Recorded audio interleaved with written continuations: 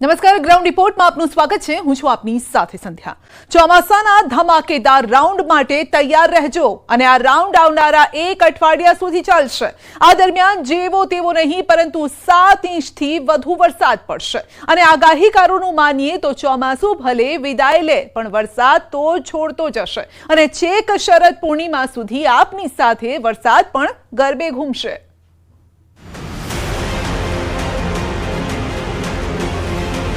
ચોમાસાના વળતા પાણી, મેઘરાજા જતા જતા બતાવશે પાવર। છેલ્લા રાઉન્ડમાં ધમધોકાર વરસશે। બંગાળની ખાડી, રાજસ્થાનની એન્ટી સાયક્લોન સિસ્ટમ અને અરબી સમુદ્રનો ભેજ ભૂક્કા કાઢશે।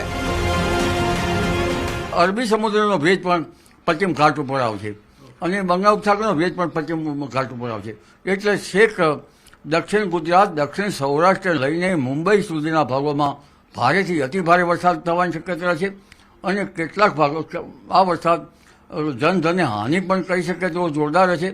કેટલાક ભાગમાં પૂર આવવાની પણ શક્યતા રહેશે અને લગભગ આ વરસાદ જે છે 8 ઇંચ ક્યાંક 10 ઇંચ જેવો પણ થઈ જવાની શક્યતા રહેશે। આમ તો સપ્ટેમ્બરના અંતમાં ચોમાસાના વિદાયની ઘડીઓ ગણાઈ રહી છે, પણ મેઘરાજાને ગુજરાતમાં હજુ થોડી વધારે મહેમાન ગતિ માણવી છે, માટે 24 સપ્ટેમ્બર બાદથી રાજ્યમાં જોરદાર રાઉન્ડ આવવાનો છે, જે લાંબો રહી શકે છે અને આવું અમે નહીં, રાજ્યના 3 મોટા આગાહીકારો કહી રહ્યા છે। શરદ પૂર્ણિમા સિસ્ટમ છે એ વરસાદ લગભગ ચોમાસું વિદાય થયા પછીનો હોય છે, એ ગરમીના કારણે આવશે, કારણ કે 23 સપ્ટેમ્બરથી 26 ઓક્ટોબર વચ્ચે ગરમી વધારે પડશે અને ગરમી વધારે પડવાના કારણે ભિન્ન ભિન્ન ભાગોમાં હવાના દબાણો ઊભા થવાના કારણે આ વરસાદ થશે। બાકી ચોમાસાની વિદાયની ઘડીઓ હવે ગણાઈ રહેશે। 24 થી લઈ અને જે 30 તારીખ સુધીનું સેશન છે એમાં સૌથી વધારે વરસાદ છે 27 અને 28 સપ્ટેમ્બરે જોવા મળે તેવી વધારે શક્યતાઓ છે। 27 તારીખે અનેક જગ્યાએ ભારેથી અતિ ભારે વરસાદ પણ મધ્ય ગુજરાત અને દક્ષિણ ગુજરાતના વિસ્તારોની અંદર નોંધાઈ શકે છે। ચંદ્રન પાસે એક બાજુમાં એક તારો હોય છે, આ તારાની અંદર કુંડાળો હોવાથી જે વરસાદ 8 દિવસની અંદર 2 થી 7 ઇંચ વરસાદ તે પૂર્વાનુમાન છે। 32 વર્ષનો અનુભવ છે આ કુંડાળામાં થવાથી તારીખ 26/9 ને 5/7માં 2 થી 7 ઇંચ વરસાદ, મંડાણી વરસાદ થાય। હવામાન નિષ્ણાત પરેશ ગોસ્વામીના મતે રાજસ્થાનના ઉત્તર પશ્ચિમ ભાગોમાંથી નૈઋત્યના ચોમાસાની વિદાયની શરૂઆત થઈ ગઈ છે। દક્ષિણ ગુજરાતમાં છૂટાછવાયા વરસાદી ઝાપટા સિવાય રાજ્યમાં ઘણા દિવસોથી વરસાદ આમ તો જોવા જ નથી મળી રહ્યો। એનો મતલબ એ નથી કે ચોમાસાએ વિદાય લઈ લીધી, પણ ગુજરાતમાં હજુ પણ ચોમાસું સક્રિય છે। બંગાળની ખાડીમાં એક વરસાદી સિસ્ટમ બની રહી છે, જેની અસર રાજ્ય પર જોવા મળશે। 24 થી 30 સપ્ટેમ્બર દરમિયાન પડશે વરસાદ। 22 જિલ્લામાં ભારેથી અતિ ભારે વરસાદની આગાહી, જેમાં દક્ષિણ ગુજરાત અને સૌરાષ્ટ્રમાં વરસાદનું જોર વધારે રહેશે। गुजरात रीजन में D1 में heavy to very heavy, D2 में भी हैवी टू वेरी हैवी। इसमें मेनली जो साउदर्न दक्षिण क्षेत्रीय है गुजरात की, उसमें ये बारिश होने का संभावना है। और जो सौराष्ट्र कच्छ के लिए हैवी रेनफॉल वार्निंग है D2 में हैवी, वो भी साउदर्न जो सौराष्ट्र के रीजन है उसमें हम हैवी रेनफॉल वार्निंग दिए हैं। और जो D3 में भी heavy to very heavy, D4 heavy to very heavy और D5 में आपका हैवी रेनफॉल आइसोलेटेड प्लेसेस में दिया गया है। તો 26 સપ્ટેમ્બરથી હાથીઓ બેસે છે। હાથિયા નક્ષત્રમાં ગાજવીજ સાથે વરસાદ પડશે તેવી આગાહીકાર રમણીક વામજાએ કરી છે। તેમના મતે તો સૌરાષ્ટ્રમાં ફરી રેલમછેલ થવાની છે। કેટલાક વિસ્તારોમાં તો 5 થી 7 ઇંચ વરસાદ પડી શકે છે। બપોર પછી મંડાણી વરસાદ હાથે 26/9 થી 5/10 સુધીમાં સમગ્ર સૌરાષ્ટ્રમાં 2 થી 7 ઇંચ વરસાદ થશે। હાથિયા નક્ષત્રની અંદર જે અમે ખેડૂત ભાઈઓને ખાસ સાચવજો, કારણ મોલ ઘાસ પાણી પર બગાડ થશે, આગતરો માલ મગફળી જે કપાસને પણ નુકસાન થાય। અને હાથિયા નક્ષત્રની ગામડામાં કહેવત છે કે હાથિયા નક્ષત્રમાં થવાથી આવતું વર્ષ 2025ની અંદર હાથિયા નક્ષત્ર વરસાદ ન થાય તો આવતું વર્ષ નબળું થાય, એવો મારા ઘણો અનુભવ છે। જો કે આ મેઘાવી માહોલ પાછળ બે સિસ્ટમ અસર કરી રહી છે, કારણ કે આ બે સિસ્ટમ વચ્ચે જે યુદ્ધ થશે તેના પ્રતાપે જ રાજ્યમાં મંડાણી વરસાદ થવાનો છે.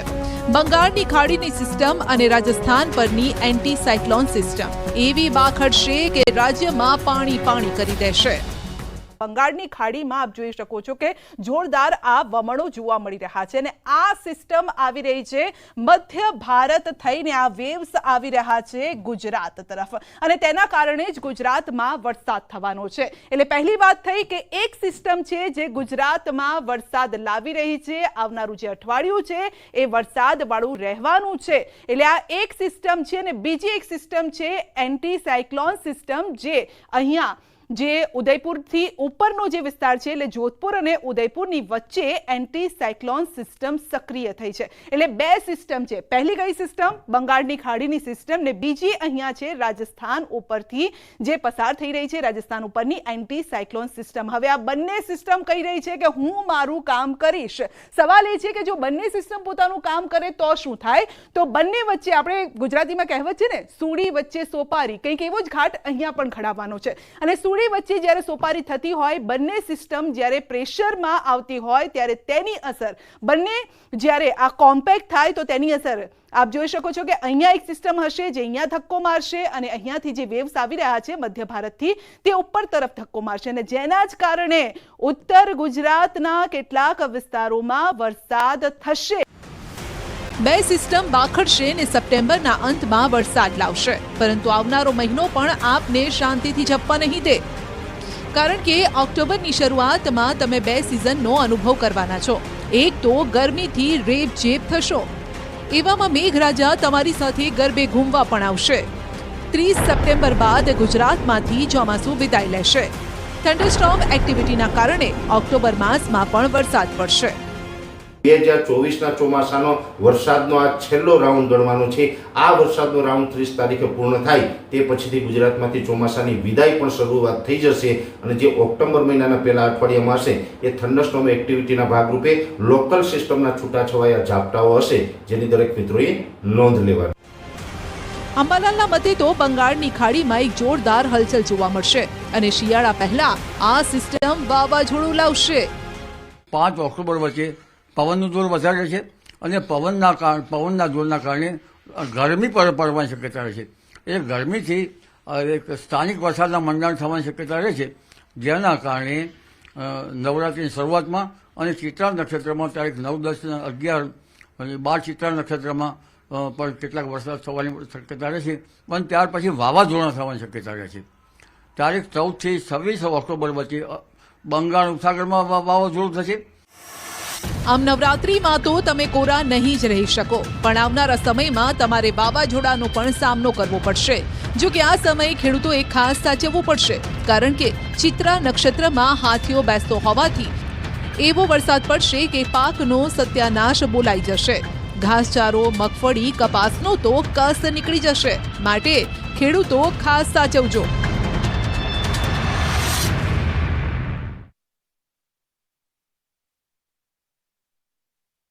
વીજળી નથી. સાંજ પડતા જ આ ગામોમાં અંધારપટ છવાઈ જાય છે. લોકો એ હદે કંટાળ્યા છે કે હવે ઘર મૂકીને ગામ છોડી રહ્યા છે. 14 પૈકીનું એક ગામ તો 50% ખાલી થઈ ગયું છે. જુઓ ગુજરાતના કયા એ ગામ છે અને કેમ 3 વર્ષથી વીજળીથી વંચિત છે.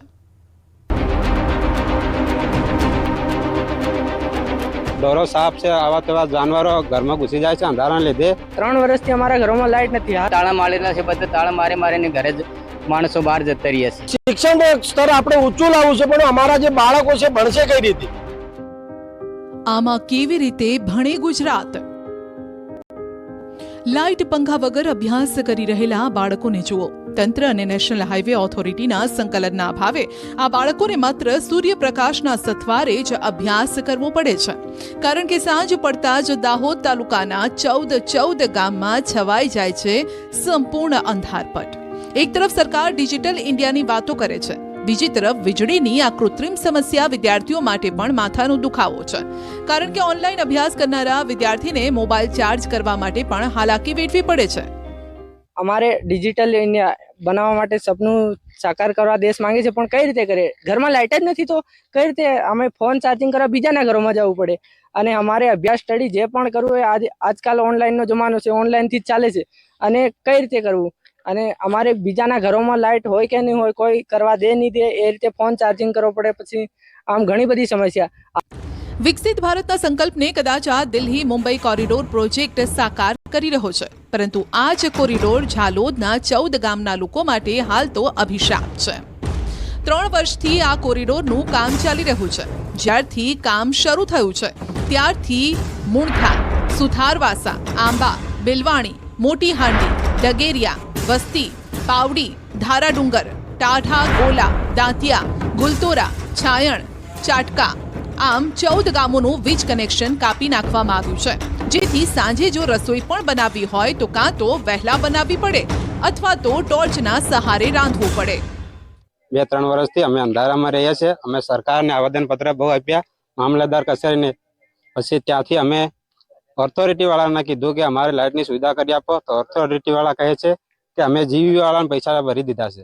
તો જીબી વાળા પાસે જઈએ ત્યારે અમને એમ કહે છે કે ઓથોરિટી વાળા કામ કરશે. સ્થાનિકોનો દાવો છે કે MGVCL અને કોન્ટ્રાક્ટરો બંને એકબીજાને ખો આપી રહ્યા છે અને મુશ્કેલી વેઠી રહ્યા છે. ગરીબ અને અશિક્ષિત ગામ લોકો. આંબા ગામમાં તો વીજ પુરવઠાથી કંટાળીને 50% સ્થાનિકોએ ગામ પણ છોડી દીધું છે. કેટલા બધા આવેદનપત્રો બી આપ્યા છે, પણ અત્યાર સુધી સરકારે કોઈ પણ જાતનો અમને જવાબ આપતા નથી.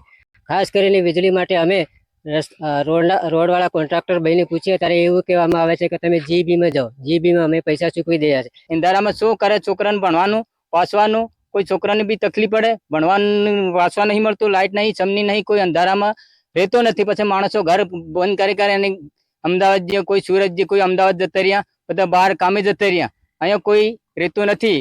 આ લોક દેખાય છે, લોક બી મારેલા છે, તાળા મારેલા છે, બધા તાળા મારીને ઘરે જ માણસો બહાર જતા રહ્યા છે. 3 વર્ષથી લોકોને ભારે હાલાકી વેઠવી પડી રહી છે. મોટાભાગના લોકોના ઘર તૂટી જવાના કારણે નવા ઘરો બનાવતા હજુ 80% ઘરમાં મીટર નાખવામાં નથી આવ્યા. તેમજ જે ઘરમાં મીટર છે તેમાં વીજળી નહીં હોવા છતાં 3 વર્ષથી લાઇટ બિલ આવે છે. બત્તી ગુલ અને મીટર ચાલુ જેવી પરિસ્થિતિ આ લોકોની સર્જાઈ છે.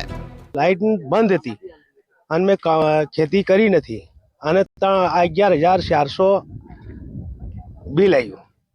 તો આ બિલ આવ્યું કયું? મારા 100 રૂપિયા જમા હતા. તો આ સુધી થાંભલા નાખતા નથી. બંધ લાઇટના મીટરમાં બંધ મીટર છે, ઘરમાં પડેલું છે, તો બી લાઇટ બિલ ભરાવતા છે. તો અમે 2 મહિનાનું લાઇટ બિલ બાકી છે, ભર્યું નથી. આ અંગે અમે MGVCL નો સંપર્ક કર્યો. દાવો એવો છે કે જ્યારે કોરિડોરનું કામ શરૂ કરાયું ત્યારે વીજ પોલ રસ્તા પરથી ખસેડવાના હતા, જે વીજ પોલ હાઈવે ઓથોરિટીએ ખસેડ્યા અને લાઇટ કટ થઈ ગઈ, જે બાદ આજ સુધી વીજ પુરવઠો ફરીથી શરૂ કરાયો જ નથી. ગામ લોકોના પ્રશ્ન અંગે અમે તેમને અવગત કર્યા તો તેઓએ ઓનલાઈન અરજી કરવાની સલાહ આપી. જે લોકોએ જે પૈસા ભર્યા છે એ ખાલી જે નવા રોડ બને છે એ રોડમાં જે નડતા પોલ હતા એમના શિફ્ટિંગ માટેના નાણાં એમ લોકો દ્વારા ભરવામાં આવ્યા છે, અને એમનું શિફ્ટિંગ બી એ લોકો જાતે જ કરે છે અંદર પાર્ટ B સ્કીમ. તો સર, હવે જો કોરિડોરના પાસે રહેતા સ્થાનિકોને નવા વીજ કનેક્શન લેવા હોય તો તેના માટે શું પ્રોસેસ? જો એ લોકોને નવા મીટર લેવા હોય તો કંપનીના નિયમ પ્રમાણે એ લોકોએ એમની આકારણી, વેરા પાવતી અથવા જે બી એમની પાસે માલિકીના પુરાવા છે, આધાર કાર્ડ અને ફોટો સાથે ઓનલાઈન અરજી કરવાની રહેશે. જો કે અહીં સવાલ એ છે કે આખરે ગામ લોકોને લાઇટ આપવાની જવાબદારી કોની? ગામ લોકોના નામે મીટર છે તો ફરી મીટર કેમ લેવા પડે? ખર્ચની વિગત કાઢવાનું કામ ગામ લોકોનું છે. શું માત્ર વીજપોલ ખસેડવાનું જ પેમેન્ટ થયું છે? હવે વીજપોલ ઉભા કરવાના રૂપિયા ગામ લોકો ચૂકવશે. બીજી તરફ આક્રોશનો તણખો હવે વિકરાળ જ્વાળા બનવા જઈ રહ્યો છે. આદિવાસી સમાજના આગેવાનોએ ચીમકી ઉચ્ચારી છે કે આ સમસ્યાનું તાત્કાલિક સમાધાન નહીં કરવામાં આવે તો તેઓ કોરિડોરનું કામ બંધ કરાવી દેશે. 22 ઓગસ્ટના રોજ કલેક્ટરશ્રીને આવેદનપત્ર આપ્યું અને એમાં અમે ચીમકી ઉચ્ચારેલી કે અમારો વિનાશ તો કરી નાખ્યો, પણ જે અમારી મૂળભૂત સુવિધા હતી એ જો 5 સપ્ટેમ્બર સુધી મુહૈયા કરાવવામાં નહીં આવે તો 6 તારીખે અમે આ જે 14 ગામોમાં ચાલતું કોરિડોર હાઈવેનું કામ છે તદ્દન બંધ કરાવી દઈશું. વીજળી વિહોણા જે ગામો છે 3 વર્ષ થઈ ચૂક્યા છે, તેઓને કોઈ પણ જાતની સુવિધા મળી નથી અને વારંવાર તેઓ જુદા જુદા અધિકારીઓ પાસે તેઓ પોતાની માંગણી લઈને જાય છે, પરંતુ કોઈ પણ જાતની સુનવાણી થતી નથી. ત્યારે આ જે 14 ગામો છે તે 14 ગામોને વીજળી ક્યારે મળશે તે અત્યારે એક મોટો સવાલ ઉભો થવા પામ્યો છે. સૌરભ ગેહલોત, ન્યૂઝ 18 ગુજરાતી, દાહોદ. છેલ્લા કેટલાય સમયથી મોરબીનો ઘડિયાળ ઉદ્યોગ મરણ પથારીએ છે. ઉદ્યોગપતિઓને તો મોટો આર્થિક ફટકો પડી રહ્યો છે. સાથે સાથે આ ઉદ્યોગ સાથે જોડાયેલી હજારો મહિલાઓની રોજગારી પર પણ પ્રશ્નાર્થ સર્જાયો છે. બીજી તરફ ખંભાતનો ઝવેરાત ઉદ્યોગ પણ મંદીના ભરડામાં છે. એટલે રોજગારી બચાવવા અને બંને ઉદ્યોગને પાટા પર લાવવા માંગણી ઉઠી છે.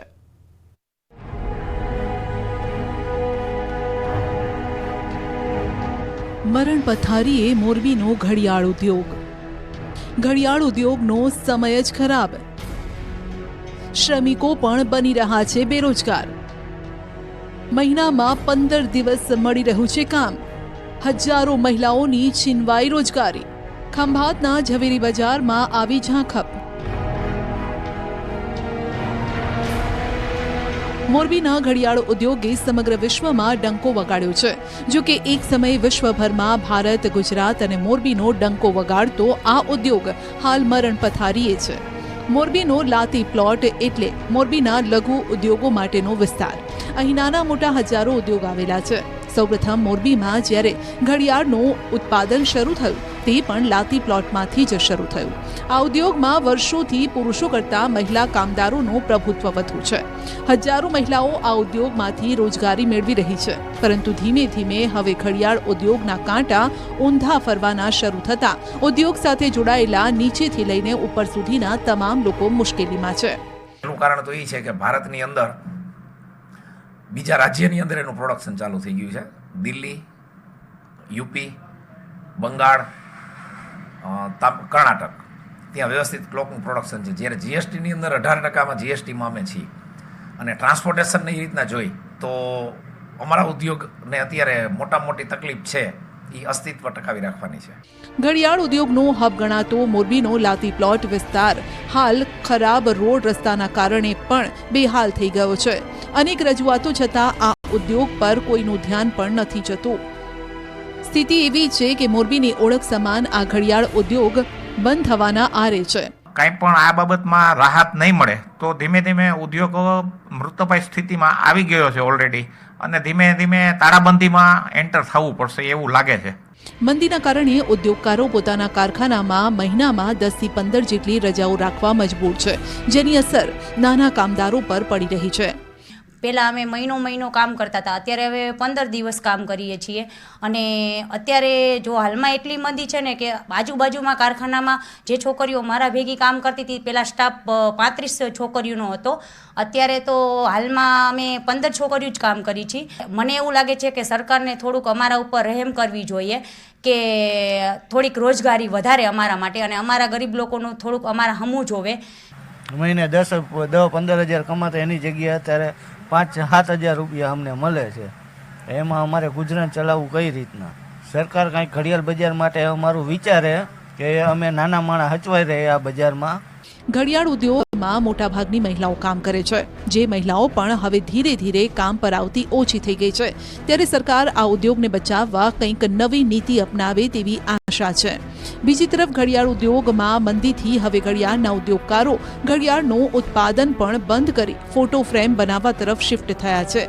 અનેક યુનિટો સદંતર બંધ થઈ જતા ઉદ્યોગકારો અને કામદારો બંનેને ફટકો છે.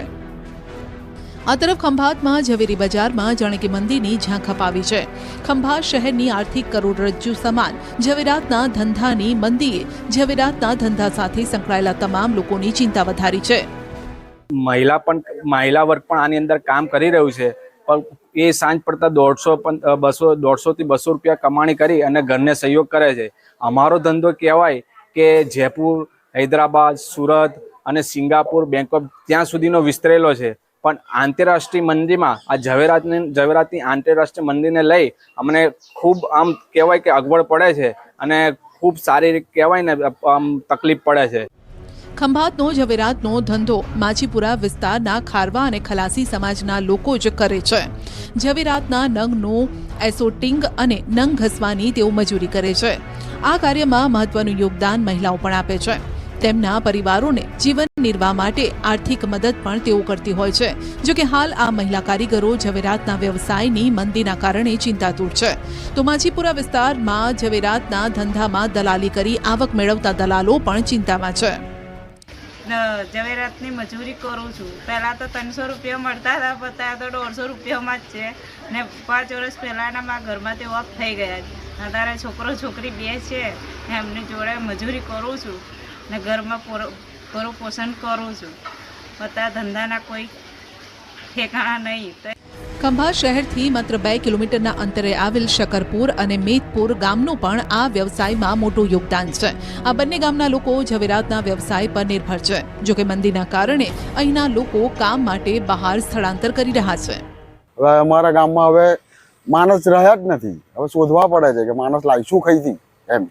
અમારો ધંધો ડખરાય છે દિવસે દિવસે. તો સરકારને મારી એટલી નમ્ર વિનંતી છે કે અમારા ધંધા ઉપર જરા નજર ધ્યાન રાખે. શનિ અને માણેકના અને પોખરાજના નંગના વેપાર એટલે ઝવેરાતનો વેપાર.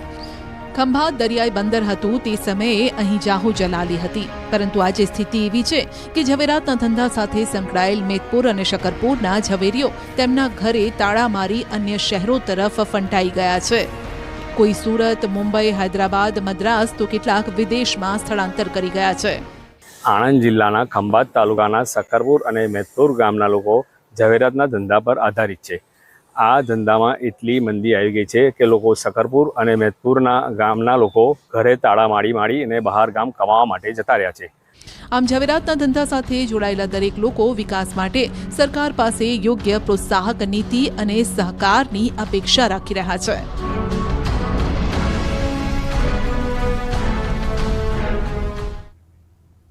છોટાઉદેપુરના જડિયાના ગામે ઝરી કોતરની સ્થિતિનો એક વિડીયો વાયરલ થઈ રહ્યો છે. આ વિડીયો સામે આવ્યો છે અને જીવના જોખમે વિદ્યાર્થીઓ અને શિક્ષકો અહીંથી પસાર થઈ રહ્યા છે. ઝરી કોતરમાં અચાનક જ પાણી આવી જતા લોકોને હાલાકી ભોગવવાનો વારો આવ્યો છે. જીવના જોખમે બાળકો અને શિક્ષકો અહીંથી પસાર થવા મજબૂર છે. ઉપરવાસમાં ભારે વરસાદના કારણે અચાનક જ અહીં પાણી આવી ગયું હતું અને જેના કારણે ત્યાંથી પસાર થતા બાળકો અને શિક્ષકોના જીવ પણ તાળવે ચોંટ્યા હતા. ગ્રાઉન્ડ રિપોર્ટમાં અત્યારે બસ આટલું જ. રજા આપશો. નમસ્કાર.